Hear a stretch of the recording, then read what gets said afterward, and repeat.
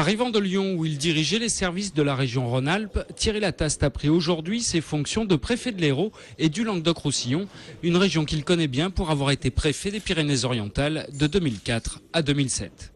Mes priorités sont celles de l'État aujourd'hui, avec le contexte, les caractéristiques particulières du Languedoc-Roussillon.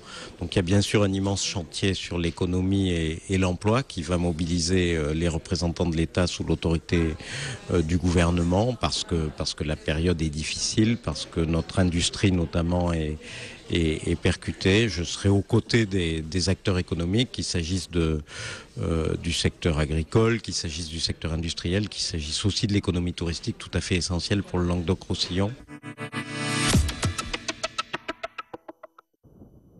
Lancé par la région, depuis le 1er juin, le train à 1 € entre Nîmes et le Grau-du-Roi ne fait pas que des heureux. La grogne a enflé chez les commerçants grolins, victimes de vols et d'actes d'incivilité, à tel point que l'un d'entre eux a décidé le 23 juin de baisser symboliquement le rideau à l'arrivée du train. J'ai baissé le rideau pendant 10 minutes, un quart d'heure, le temps que les jeunes qui arrivent en gare du Grau-du-Roi sur les coups de 13h50 passent devant le magasin, ne puissent pas rentrer dans le magasin parce que j'en avais marre de me faire voler. Ils rentraient tous d'un coup, quoi. Ils étaient environ une quinzaine ou une vingtaine par rayon. Et c'était ingérable du fait qu'ils consommaient à l'intérieur du magasin, qu'ils mettaient ce qu'ils voulaient dans leur poche et qu'ils ressortaient en groupe, donc forcément on ne voyait pas grand-chose. Une situation qui impactait également les commerces voisins, mais qui semble aujourd'hui être rentrée dans l'ordre. Au niveau des incivilités, ça s'est bien calmé depuis hier en fait. On a retrouvé le calme de la station, on a retrouvé la sérénité, nos enfants peuvent sortir tranquilles. Et donc pour l'instant tout se passe très bien. C'est lié à quoi selon vous ? Je pense que c'est le début du ramadan qui a fait qu'ils restent à la maison. Étant donné que c'était de grands groupes de jeunes qui venaient de Nîmes, il y en a toujours quelques-uns qui sont de confession musulmane. Donc ça fait que ces groupes ne viennent plus parce qu'ils préfèrent rester désormais sur Nîmes entre eux. Des propos dont la véracité n'est évidemment pas prouvée. Si les commerçants se défendent de faire là l'amalgame entre individus et religion, il reflète cependant le climat qui règne au sein de la station balnéaire gardoise. Un climat aujourd'hui tempéré par la présence des forces de l'ordre sur le parcours et à l'arrivée du train. C'est très bien. Mais sur ce train-là, il n'y avait pas de problème. Plus de sécurité, c'est très bien.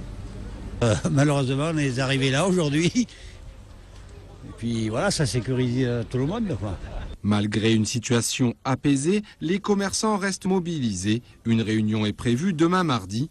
Quant au personnel de conduite des trains comme des bus, via leur syndicat, la CGT, ils ont annoncé que tout acte d'incivilité durant cet été serait suivi d'un droit de retrait immédiat.